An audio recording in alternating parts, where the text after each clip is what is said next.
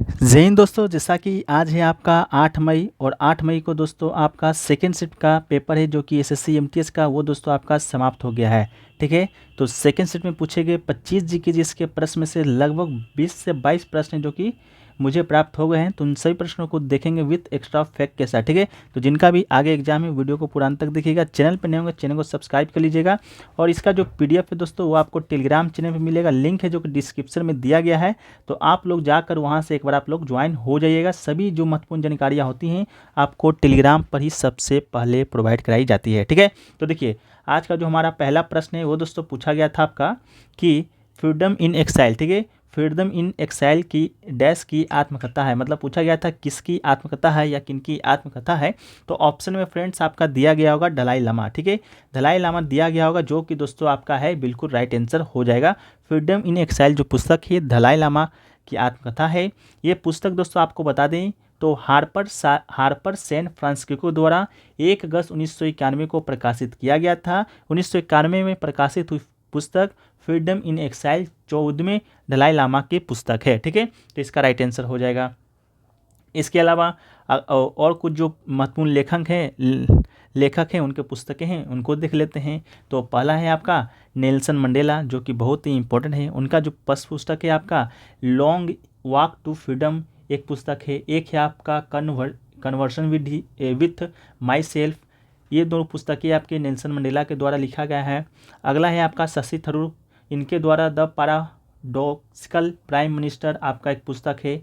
एक पुस्तक है आपका वाई आई एम हिंदू। ये दोनों पुस्तकें आपके शशि थरूर के द्वारा लिखे गए हैं। अगला है आपका एपीजे अब्दुल कलाम जो कि भारत के पूर्व क्या थे पूर्व राष्ट्रपति थे। ठीक है, पूर्व राष्ट्रपति थे, उनके द्वारा पुस्तक लिखा गया है इंडियन 2020। इसके अलावा इग्नाइटेड माइंड्स और विंग्स ऑफ फायर। ठीक है, विंग्स ऑफ फायर जो पुस्तकें हैं फ्रेंड्स ये दोस्तों आपका रिपीटेड प्रश्न है, ये प्रश्न आपका एक बार बन चुका है। ठीक है, तो इसको भी एक बार आप लोग देख लीजिएगा।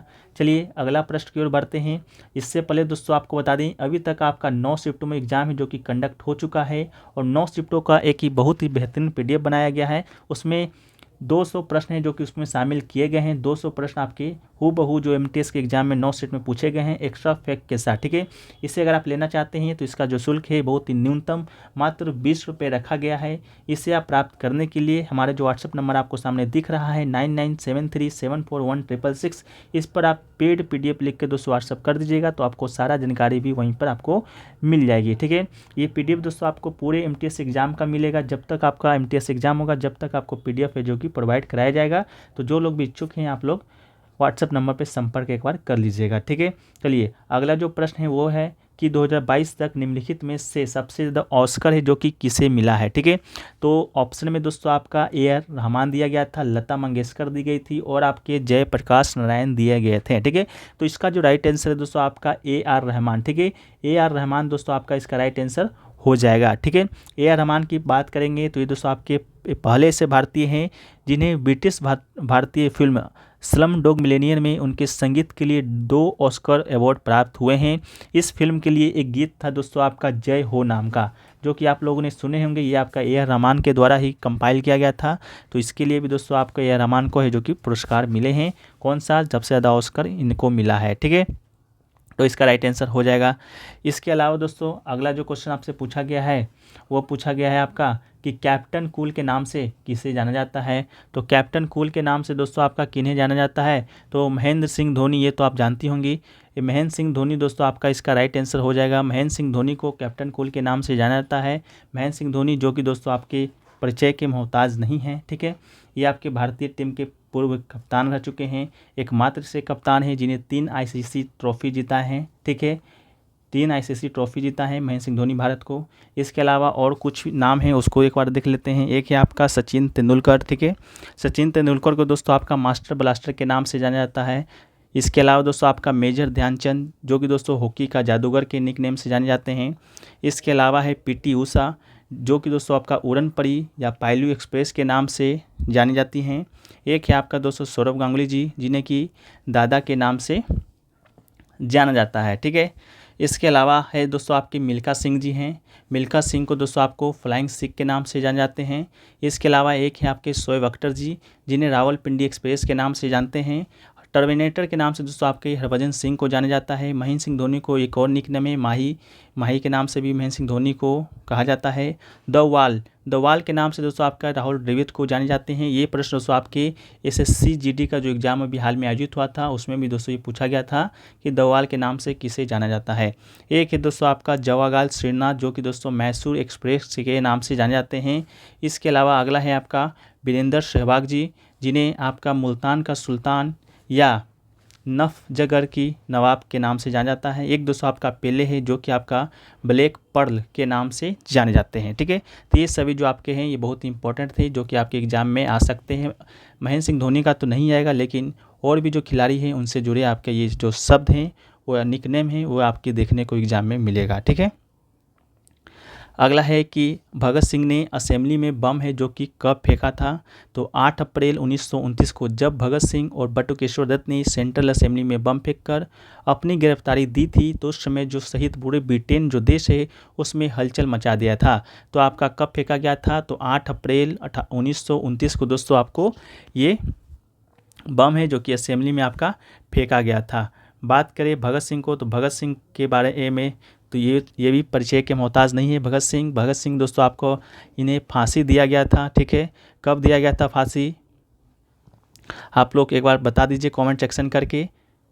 इनको फांसी है जो कि दोस्तों आपको 1930 ईस्वी में आपका है, जो कि आपको फांसी दे दिया गया था। 1931 ईस्वी में इन्हें आपका फांसी दे दिया गया था। ठीक है, चलिए अगला है आपका कि केलुचरण महापात्र है, जो कि किस नृत्य शैली से संबंधित है। तो केलुचरण महापात्र की बात करेंगे फ्रेंड्स, तो ये आपकी ओडिसी नृत्य शैली से संबंधित है। ओडिसी की बात करेंगे तो संगीत नाटक एकेडमी के द्वारा ये आपका जो ओडिसी नृत्य है मान्यता प्राप्त है। और संगीत नाटक एकेडमी के द्वारा दोस्तों आपका 8 शास्त्रीय नृत्य है, 8 शास्त्रीय नृत्य है, उसमें से आपका एक ओडिसी भी था जिससे जुड़े आपके केलुचरण महापात्र हैं। ये आपका उड़ीसा राज्य है, वहाँ से जुड़ा हुआ ये नृत्य शैली है। इसके अलावा उड़ीसा के प्रसिद्ध नर्तक भी हुए, एक है आपका सुजाता महापात्र, दूसरा है केलुचरण महापात्र। इसके अलावा है रतिकांत महापात्र और गंगाधर प्रधान आदि आपके उड़ीसा के प्रसिद्ध नर्तक हैं। इसके अलावा केलुचरण महापात्र की बात करेंगे तो उड़ीसा से पद्म विभूषण पाने वाले पहले व्यक्ति हैं, कौन है, केलुचरण महापात्र। ठीक है, इसके अलावा भी और कुछ जो नृत्य हैं उससे संबंधित राज्य हैं, उससे संबंधित प्रसिद्ध कलाकार हैं, उनको देख लेते हैं। तो पहला है आपका भरतनाट्यम, जो कि आपका तमिलनाडु का शास्त्रीय नृत्य है। और इनसे जुड़े जो प्रसिद्ध कलाकार हैं रुक्मणी देवी अनुल्ले हैं, बाला सरस्वती हैं, पद्म सुब्रमण्यम आदि हैं। इसके अलावा कुचिपुड़ी की बात करेंगे तो कुचिपुड़ी दोस्तों आपका आंध्र प्रदेश का शास्त्रीय नृत्य है। ठीक है, आंध्र प्रदेश का शास्त्रीय नृत्य है। इससे जुड़े जो प्रसिद्ध कलाकार हैं आपके शोभा नायडू हैं, राजा और राजा रेड्डी हैं, यामिनी रेड्डी हैं और अरुणिमा कुमारी, ये सभी आपके आंध्र प्रदेश से जुड़े व्यक्ति हैं कुचिपुड़ी नृत्य से। इसके अलावा सतरिया की बात करेंगे तो ये दोस्तों आपका असम से जुड़ा एक शास्त्रीय नृत्य है। और रंजुमोनी श्रीमंता शंकरदेव आपके यहाँ सतरिया नृत्य से जुड़े हैं। तो ये दोस्तों आपका एक भरतनाट्यम, दूसरा आपका कुचिपुड़ी, तीसरा आपका सतरिया, एक चौथा दोस्तों आपका उड़ीसा। ठीक है, ये सभी दोस्तों आपका क्या है, तो ये सभी आपका शास्त्रीय नृत्य है। इसके अलावा है दोस्तों आपका मणिपुरी की बात करेंगे, ये दोस्तों आपका मणिपुर का शास्त्रीय नृत्य है। इसके अलावा बात करेंगे तो कथक दोस्तों आपका उत्तर प्रदेश का शास्त्रीय नृत्य है। इसके अलावा और भी बात करेंगे तो आपका है केरल से 2 शास्त्रीय नृत्य है, एक है आपका कथकली और एक है दोस्तों आपका मोहिनीअट्टम। ये 2 आपका केरल से शास्त्रीय नृत्य है। ठीक है, तो 4 इधर हो गए, 3 इधर होगा, 4 3 7 1 8। एक दोस्तों एक और है जो कि रिकॉल अभी नहीं हो पा रहा है, वो भी दोस्तों आपका शास्त्रीय नृत्य है, आप लोग कमेंट सेक्शन में बता दीजिएगा। ठीक है, चलिए अगला है कि सती प्रथा का पूर्ण जो अंत है वो आपका कब हुआ था। तो सती प्रथा का जो पूर्ण अंत है दोस्तों आपको बता दें, ये आपका 1829 ईस्वी में हो गया था। तो 1829 का राइट आंसर होगा। किसके गवर्नर जनरल काल में हुआ था, तो लॉर्ड विलियम बेंटिक के गवर्नर जनरलशिप के तहत सती प्रथा को समाप्त कर दिया गया था। लॉर्ड विलियम बेंटिक 1828 से 1835 तक अंग्रेजों के अधीन भारत के पहले गवर्नर जनरल थे। इसके अलावा सती प्रथा को 1829 में समाप्त कर दिया गया था। किसके प्रयासों से, तो राजा राम मोहन राय के प्रयासों से। ठीक है, इसके अलावा इन्हें बंगाल पुनर्जागरण के जनक के रूप में जाना जाता है। राजा राम मोहन राय की बात करेंगे तो 1828 में दोस्तों आपके ब्रह्म समाज की स्थापना कौन किए थे, तो आपके राजा राम मोहन राय जी ने ही किए थे ब्रह्म समाज की स्थापना 1828 ईस्वी में। ठीक है, चलिए अगला जो प्रश्न है आपका कि निम्नलिखित में से कौन सा है राजस्थान का प्रसिद्ध लोक नृत्य है? तो ऑप्शन में दोस्तों आपका कालबेलिया दिया गया था, जो कि बिल्कुल आपका राइट आंसर हो जाएगा। कालबेलिया जो नृत्य है आपका राजस्थान से संबंधित है, जिसे कि सपेरा नृत्य भी कहा जाता है। ये भी क्वेश्चन बन चुका है कि सपेरा नृत्य सपेरा नृत्य को और किस नाम से जाना जाता है, तो आपका ये राइट आंसर हो जाएगा। ठीक है, इसके अलावा राजस्थान के और कुछ महत्वपूर्ण लोक नृत्य है, जैसे कि एक यहाँ आपका घूमर है, दूसरा आपका चारी है, तीसरा आपका गिनाद है, चौथा आपका झूलन लीला है, एक कालबेलिया है, दूसरा आपका भवई है। ये सभी जो नृत्य है आपके राजस्थान से है। इसके अलावा आपका कच्ची गोरी भी एक नृत्य है, जो कि आपका राजस्थान से ही संबंधित है। ठीक है, इसके अलावा बात करें ऑप्शन में दोस्तों आपको दिया गया था विड्डी नृत्य, जो कि आपका आंध्र प्रदेश से जुड़ा एक लोक नृत्य है। इसके अलावा रौफ की बात करेंगे तो आपका जम्मू कश्मीर से जुड़ा एक लोक नृत्य है। रौफ से संबंधित एक और आपका संबंधित है राउत नाच। ठीक है, दोनों आपका मिला जुला है। तो राउत नाच की बात करेंगे तो ये आपका छत्तीसगढ़ का है, फर्स्ट शिफ्ट में पूछा जा चुका है। इसके अलावा झोरा की बात करेंगे फ्रेंड्स, ये आपका हिमाचल प्रदेश का लोक नृत्य है और उत्तराखंड से भी जुड़ा हुआ है। ठीक है, अगला है कि फुटबॉल में कितने खिलाड़ी होते हैं? तो फुटबॉल टीम की बात करेंगे तो प्रत्येक फुटबॉल टीम में आपका 11 खिलाड़ी होते हैं। तो इसका राइट आंसर फ्रेंड्स आपका 11 हो जाएगा। इसके अलावा क्रिकेट और हॉकी में भी दोस्तों आपका 11 ही खिलाड़ी होते हैं। क्रिकेट में भी आपका 11 होते हैं, हॉकी में भी 11 होते हैं। तो फुटबॉल, क्रिकेट, हॉकी में खिलाड़ी की जो संख्या होती है आपका सामान्य होती है। इसके अलावा और कुछ आपके खेल हैं उससे जुड़े आपके जो खिलाड़ी हैं उसको देख लेते हैं। तो एक है आपका बेसबॉल, जिसमें दोस्तों आपका 9 प्लेयर होता है। हॉकी में दोस्तों आपका 11 प्लेयर होता है। नेट बॉल में दोस्तों आपका 7 प्लेयर होता है। वाटर पोलो में दोस्तों आपका 7 प्लेयर होता है। 5 प्लेयर दोस्तों आप खो खो में दोस्तों आपका बात करें तो आपका 9 प्लेयर होता है। ठीक है, इसके अलावा कबड्डी की बात करेंगे तो दोस्तों आपको बता दें कबड्डी में आपका 7 प्लेयर होता है। टेनिस की बात करेंगे फ्रेंड्स तो टेनिस में दोस्तों आपको बता दें तो आपका 1 या 2 प्लेयर ही होता है। इसके अलावा क्रिकेट की बात करेंगे तो क्रिकेट में दोस्तों आपका 11 प्लेयर होता है। इसके अलावा पोलो की बात करेंगे तो पोलो में दोस्तों आपका 4 प्लेयर होता है। रग्बी की बात करेंगे फ्रेंड्स तो रग्बी में आपका 15 प्लेयर और आपका बास्केटबॉल में आपका 5 प्लेयर आपका होता है। ठीक है, इसके अलावा और भी खिलाड़ी हैं, जैसे बास्केटबॉल है तो बास्केटबॉल में 5, बॉक्सिंग में आपका 1 खिलाड़ी होता है। चेस में देखिए आपका 2 खिलाड़ी होता है। फुटबॉल में आपका 11, वॉलीबॉल में दोस्तों आपका 6 खिलाड़ी होता है। इसके अलावा टेनिस की बात करेंगे, टेबल टेनिस की, तो 1 या 2 खिलाड़ी होता है। फुटसल एक गेम है, इसमें आपका 5-5 खिलाड़ी दोनों टीम में होता है। स्नूकर में दोस्तों आपका 1, बैडमिंटन में 2 खिलाड़ी और ताश का खेल में दोस्तों आपका 2 खिलाड़ी होता है। ठीक है, अगला है कि सातवाहन वंश का प्रसिद्ध राजा कौन था? ये आपसे पूछा गया था, तो इसको भी आपका ऑप्शन बेस्ड ये क्वेश्चन था, लेकिन चलिए हम लोग देख लेते हैं। सातवाहन वंश की बात करेंगे तो 60 ईसा पूर्व से आपका 240 ईस्वी तक ये आपका सातवाहन वंश है, जो कि चला था। भारत का प्राचीन राजवंश था, जिसने केंद्रीय दक्षिण भारत शासन किया था। भारतीय इतिहास में यह राजवंश आंध्र वंश के नाम से भी विख्यात है। और सातवाहन वंश का जो प्रारंभिक राजा था जिसकी स्थापना किए थे वो दोस्तों आपका सिमुक ने किया था।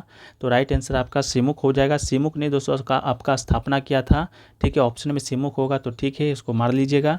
इसके अलावा इस वंश के राजाओं ने विदेशी आक्रमणकारियों से जमकर संघर्ष किया था और इन राजाओं ने शक आक्रांताओं को सहजता से भारत में पैर नहीं जमाने दिया था। ठीक है, इसके अलावा सातवाहन वंश से संबंधित कुछ राजा हैं, जैसे कि आपके सिमुक हैं जो स्थापना किए थे। एक है आपका सतकर्णी, एक है आपका गौतम पुत्र सतकर्णी।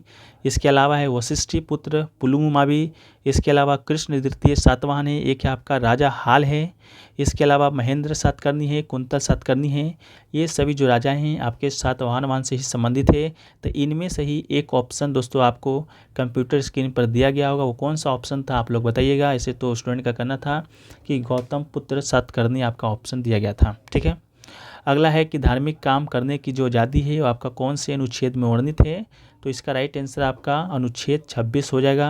अनुच्छेद 26 में सार्वजनिक व्यवस्था, नैतिकता और स्वास्थ्य के अधीन धार्मिक मामलों के प्रबंधन की स्वतंत्रता प्रत्येक धार्मिक संप्रदाय या उसके किसी भी वर्ग को अधिकार होगा, ये दिया गया है। इसके अलावा भारतीय संविधान का जो भाग 3 है, भाग 3 में दोस्तों आपका अनुच्छेद 12 से जो 35 है उसको आपका मौलिक अधिकार से संबंधित है। मौलिक अधिकार पूर्ण नहीं है, दूसरे शब्दों में इन अधिकारों को विशेष परिस्थितियों में निलंबित किया जा सकता है, 20 और 21 को छोड़कर। ठीक है, मौलिक अधिकार की बात करेंगे तो ये आपका अमेरिका के संविधान से लिया गया था। उनके उल्लंघन को लागू करने के लिए अदालत में ले जाया जा सकता है, यानी वो न्यायिक है। इसके अलावा एक है आपका अनुच्छेद 32 जो कि दोस्तों आपका मौलिक अधिकारों की रक्षा के लिए सर्वोच्च न्यायालय को अधिकार देता है। मौलिक अधिकार पहले दोस्तों आपका 7 हुआ करता था, लेकिन वर्तमान में बात करेंगे तो वर्तमान में आपका 6 मौलिक अधिकार है। 7वां जो मौलिक अधिकार था वो आपका संपत्ति का अधिकार था, जो कि दोस्तों आपका 44वें संविधान संशोधन 1976 के द्वारा हटा दिया गया था। इसको कहाँ रखा गया है अभी, तो वर्तमान में आपका 300 के क में रखा गया है, जो कि एक आपका कानूनी अधिकार है। ठीक है, इसके अलावा अनुच्छेद 25 की बात करेंगे तो ये दोस्तों आपका सभी नागरिकों को अंतरात्मा की स्वतंत्रता देता है, धर्म को मानने, आचरण करने और प्रचार करने की स्वतंत्रता और क्रांति देता है, अनुच्छेद 25। ठीक है, अगला है फ्रेंड्स आपका कि सबसे बड़ा महाद्वीप है वो कौन सा है, तो सबसे बड़ा महाद्वीप दोस्तों आपका एशिया है। एशिया महाद्वीप पृथ्वी का सबसे बड़ा महाद्वीप है। इसमें पृथ्वी के कुल सतह का 8.8% हिस्सा है और सबसे ज़्यादा समुद्र से जुड़ा भाग 62,800 किलोमीटर है। ऑस्ट्रेलिया की बात करेंगे तो दुनिया का सबसे छोटा महाद्वीप है और कुल क्षेत्रफल की दृष्टि से 6ठा सबसे बड़ा देश है। ठीक है, इसके अलावा 7 प्रमुख महाद्वीप है जो कि ये जल बड़े निकाय के द्वारा अलग अलग किए जाते हैं। ये महाद्वीप है आपका एशिया है, पहला दूसरा है यूरोप है, तीसरा दोस्तों आपका अफ्रीका है, चौथा आपका उत्तरी अमेरिका है, पाँचवा आपका दक्षिणी अमेरिका है, छठा आपका ऑस्ट्रेलिया है और सातवां दोस्तों आपका अंटार्कटिका है। ये दोस्तों आपका 7 महाद्वीप है, जिनमें से आपका सबसे बड़ा कौन है, तो एशिया है, सबसे छोटा है तो आपका ऑस्ट्रेलिया है। अगला है फ्रेंड्स कि इंडिया और श्रीलंका किस जल संधि से जुड़ा हुआ है। ये प्रश्न दोस्तों आपका हम फर्स्ट शिफ्ट के वीडियो में ही डिस्कस कर चुके थे। आप लोग जाके एक बार देख लीजिएगा, फर्स्ट शिफ्ट में भी प्रश्न को डिस्कस किया जा चुका है। तो देखिए, पाक जल डमरू है जो कि दोस्तों आपका भारत के तमिलनाडु राज्य और श्रीलंका के उत्तरी प्रांत के मन्नार जिले के बीच एक जल संधि है। तो पाक जल डमरू इसका राइट आंसर हो जाएगा। यह उत्तर पूर्व में बंगाल की खाड़ी को पाक खाड़ी और फिर दक्षिण पश्चिम में मन्नार की खाड़ी से जोड़ता है। इस जल संधि का नाम आपका रॉबर्ट पाक के नाम पर रखा गया था। ठीक है, ये देखिए आपका मैप के द्वारा, ये आपका इंडिया है, ये दोस्तों आपका श्रीलंका है। ये दोस्तों जो बीच में आप देख रहे हैं यही आपका पाक स्टेट है, यानी कि पाक जल संधि है। ठीक है, तो यही जो आपका जुड़ा हुआ है इंडिया और श्रीलंका, इसी जल संधि के द्वारा जुड़ा गया है। ये पूरा आपका मन्नार की खाड़ी है, तो पाक जल डमरू इसका आपका राइट आंसर हो जाएगा। जल डमरू की बात करेंगे तो दोस्तों और भी कुछ जल संधियाँ हैं। देखिए, पहला आपका है कि नेमुरो, जो कि दोस्तों आपको किसे किसे जोड़ता है, तो कुनासिर को होकाइडो को जोड़ता है, होकाइडो द्वीप को जोड़ता है जो कि आपका रूस में है। इसके अलावा एक बास जल संधि है जो कि आपका ऑस्ट्रेलिया में है, तस्मान सागर और दक्षिण सागर को जोड़ता है। कि आपका डंकन पैसेज जो कि उत्तर में रटलैंड द्वीप और दक्षिण में लिटिल अंडमान से जोड़ता है, ये आपका हिंद महासागर में है। मलक्का है दोस्तों आपका एक अंडमान सागर और दक्षिण सागर को जोड़ता है, जो कि आपका इंडोनेशिया मलेशिया है। इसके अलावा एक है दोस्तों आपका जिब्राल्टर, जो कि बहुत ही इंपॉर्टेंट जल संधि है। ये दोस्तों आपका भूमध्य सागर और अटलांटिक महासागर को जोड़ता है, स्पेन और मोरक्को को आपका अलग करता है। एक है आपका बेरिंग जल संधि, जो कि दोस्तों आपका बेरिंग सागर और चुकासी सागर को जोड़ता है और अलास्का और उसको अलग करता है। ठीक है, चलिए अगला है सेरीकल्चर का संबंध है, जो कि किससे है, तो सेरीकल्चर दोस्तों रेशम कीट पालन से संबंधित है। तो आपका राइट आंसर रेशम कीट पालन हो जाएगा। रेशम उत्पादन एक कृषि आधारित उद्योग है। इसमें कैसे रेशे के उत्पादन के लिए रेशम के कीड़ों का पालन शामिल है। भारत विश्व में रेशम का दूसरा सबसे बड़ा उत्पादक देश है और रेशम 2 अलग अलग प्रोटीन से बना होता है और एक फाइबर है जो कि सेरेसिन प्रोटीन है, एक है दोस्तों आपका फाइब्रोइन प्रोटीन है। ठीक है, इसके अलावा और भी कुछ आपके पालन हैं जो संबंधित हैं। एक है आपका एपीकल्चर, जो कि आपका मधुमक्खी पालन से संबंधित है। फ्लोरिकल्चर दोस्तों आपका फूलों की खेती से संबंधित है। हार्टिकल्चर आपका सब्जी की खेती से। पिसीकल्चर दोस्तों आपका मछली पालन से। वर्मी कल्चर दोस्तों आपका केचुआ पालन से। विटीकल्चर एक आपका है अंगूर की खेती से है। एक आपका फंगी कल्चर जो कि दोस्तों आपका मशरूम की खेती से संबंधित है। ठीक है, अगला है आपका निमोनिया में सबसे ज़्यादा प्रभावित अंग है जो कि कौन सा होता है, तो निमोनिया जिसे कि आपका फुफ्फुस शोथ या फुफ्फुस पदरा भी कहा जाता है, ये आपका फेफड़े में होने वाली एक परिस्थिति है जो कि प्राथमिक रूप से एलियोली यानी कि कुपिका कहे जाने वाले बेहद सूक्ष्म माइक्रोस्कोपिक वायु क्रुम्पों के द्वारा प्रभावित होता है। तो आपका राइट आंसर आपका फेफड़ा हो जाएगा। ठीक है, अगला है राज्यसभा सदस्य बनने की जो न्यूनतम उम्र है कितनी होनी चाहिए, तो संविधान के अनुच्छेद 84B के तहत राज्यसभा के सदस्यों की जो उम्र है आपका 30 वर्ष होना चाहिए। ठीक है, राज्यसभा में तो आपका 30 राइट आंसर हो जाएगा। उसके अलावा राज्यसभा की बात करेंगे तो आपका 250 यानी कि 250 सदस्य हो सकता है अधिकतम। वर्तमान में आपका 245 है, जिनमें 238 जो सदस्य हैं राज्यों तथा संघ के क्षेत्रों से निश्चित किए गए हैं। इसके अलावा राज्यसभा का निर्वाचन है अप्रत्यक्ष होता है, अनुपातिक प्रतिनिधित्व की एकल सक्रिय मत पद्धति के द्वारा। इसके अलावा राज्यसभा का सदस्यों का जो कार्यकाल होता है 6 वर्षों का होता है। इसमें 1/3 सदस्य प्रति दूसरे वर्ष सेवानिवृत्त होते हैं। राज्यसभा दोस्तों कभी भी आपका विघटित नहीं हो सकता है। लोकसभा दोस्तों आपका हो सकता है, ठीक है, लोकसभा हो सकता है। लोकसभा बनने की जो न्यूनतम आयु है दोस्तों, न्यूनतम उम्र है वो दोस्तों आपका कितना होना चाहिए, तो दोस्तों आपका 25 वर्ष ही होना चाहिए। राज्यसभा का तो हमने आपको बता दिया 30 वर्ष होना चाहिए। इसके अलावा राष्ट्रपति बनने की जो न्यूनतम उम्र है दोस्तों, न्यूनतम आयु है वो आपका 35 वर्ष। इसके अलावा उपराष्ट्रपति बनने की भी जो न्यूनतम आयु है वो भी दोस्तों आपका 35 वर्ष ही होना चाहिए, ठीक है। तो इन सभी को याद रखिएगा। एक है आपका स्टैंड अप इंडिया है जो कि योजना है जो किससे संबंधित है, तो ये आपका आर्थिक सशक्तिकरण और रोजगार सृजन को केंद्र में रखते हुए जमीनी स्तर पर उद्यमिता को बढ़ावा देने के लिए शुरू किया गया था। तो आपका राइट आंसर हो जाएगा कब शुरू किया गया था, तो 5 अप्रैल 2016 को वित्त मंत्रालय के द्वारा स्टैंड अप इंडिया योजना शुरू किया गया था। इस योजना का वर्ष 2025 तक के लिए बढ़ा दिया गया है, ठीक है। अगला है महाराष्ट्र से कौन सी नदी है जो कि निकलती है, तो आपका महाराष्ट्र है। तो महाराष्ट्र से दोस्तों आपका कृष्णा नदी का उद्गम होता है। महाराष्ट्र कर्नाटक आंध्र प्रदेश से होकर बहता है, या अंततः में बंगाल की खाड़ी में मिलता है। तो देख लीजिएगा आपका ऑप्शन में क्या था, ये ऑप्शन बेस्ड दोस्तों आपका ये क्वेश्चन है, ठीक है। इसके अलावा एक क्वेश्चन था आपका सबसे ज़्यादा लिंगानुपात है जो कि आपका किस राज्य का है, तो सभी भारतीय राज्यों में केरल का जो लिंगानुपात है सबसे अधिक है, कितना है 1084 है। पुडुचेरी की बात करेंगे तो भारतीय राज्यों में लिंगानुपात 10/32 दूसरा सबसे अधिक है। लिंगानुपात की बात करेंगे फ्रेंड्स, तो लिंगानुपात किसे कहते हैं परिभाषित करने के लिए भी ये क्वेश्चन आपका बन चुका है। तो 1000 पुरुष पर, ठीक है, 1000 दोस्तों पुरुष पर यानी कि मेल पर आपके कितने महिला हैं, ठीक है, 1000 पुरुष पर आपके कितने महिला हैं, वही दोस्तों आपका लिंगानुपात है जो कि दर्शाता है। तो देखिए केरल में आपका 1084 सबसे ज़्यादा है। हरियाणा में बात करेंगे तो सबसे कम है जो कि 877 ही है, ठीक है। केंद्र शासित प्रदेश की बात करेंगे तो दमन द्वीप में लिंगानुपात सबसे कम है 618 है, पुडुचेरी में सबसे ज़्यादा है, ठीक है। इसके अलावा अगला है आपका उदयपुर की स्थापना किसने किया था, तो उदयपुर नगर या शहर की स्थापना की बात करेंगे फ्रेंड्स आपका 1553 ईस्वी में महाराजा उदय सिंह द्वितीय ने किया था, जिसे मेवाड़ राज्य की राजधानी घोषित किया गया था। तो महाराजा उदय सिंह आपका इसका है जो कि राइट आंसर हो जाएगा। कब किया गया था, तो 1553 ईस्वी में किया गया था। इस बात को भी आप है जो कि याद रखिएगा, ठीक है। तो ये सभी प्रश्न दोस्तों आपके आज के सेकेंड शिफ्ट में हैं जो कि पूछे गए हैं। तो सभी प्रश्न आपका 100% रियल हैं। एक और प्रश्न पूछा गया था आपका, वो प्रश्न पूरा क्लियर नहीं है, चंगेज़ खां वाला। चंगेज़ खान के नेतृत्व में मंगोलों ने किस वर्ष ईरान पर आपका शायद आक्रमण किया था, इस तरह का कोई प्रश्न था। तो इसका आंसर आप लोग कमेंट सेक्शन में बता दीजिएगा। चलिए तो वीडियो को यहीं पर दोस्तों समाप्त करते हैं। वीडियो पसंद आए तो वीडियो को लाइक कर दीजिएगा, चैनल पर नए हो चैनल को सब्सक्राइब कर दीजिएगा। और 9 शिफ्टों का जो PDF है लेना चाहते हैं तो सभी शिफ्टों का PDF आपको अपडेटेड मिलेगा आज का, तो आज रात तक आपको मिल जाएगा मात्र 20 रुपये में ही। तो आप लोग व्हाट्सएप नंबर पर संपर्क कर सकते हैं। तो चलिए मिलते हैं नेक्स्ट वीडियो में, जब तक के लिए जय हिंद जय भारत।